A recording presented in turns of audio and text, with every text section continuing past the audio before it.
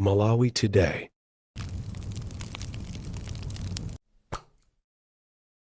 Abazenga kuti ndalama IMF. Tendi isunge fuso imeneyo. Ndi World Bank. World Bank maiko ngati kuti kupanga zona kufuna. Makama project mbwe mamudze mogazi tenje. World Bank ikupanga financial development yake. Ndalama imazitenga kuti yo. Ndi CIA. Mupite kwa website ya CIA, mukaone kuti kodi mission statement ya CIA ndi chani. Facha mafilimu anati kusitsamula ngati CIA ndi yanga na materialist.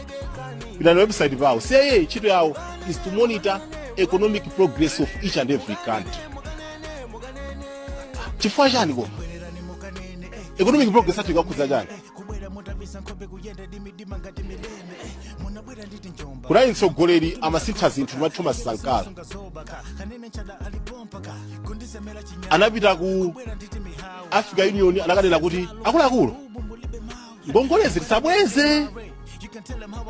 Tikamanda kwabwezera yosafa. Koma ife tikabweza tifa. Anatha masiku atatu.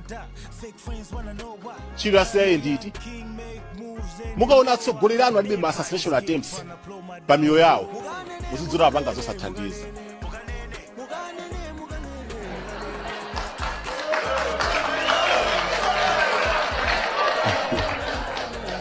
Mukangona tsogolo apanga zothandiza muwerengeni masiku amene. Mtsogoleri amene wazindikira kuti pali kusiyana pakati pa economics ndi a welfare system. Ndipo tisake welfare system satha masiku. Samula Machel ndaka zake munaona atayamba zimene ziji. History ndi kuti uzatsogolera madusa mpaka na 15.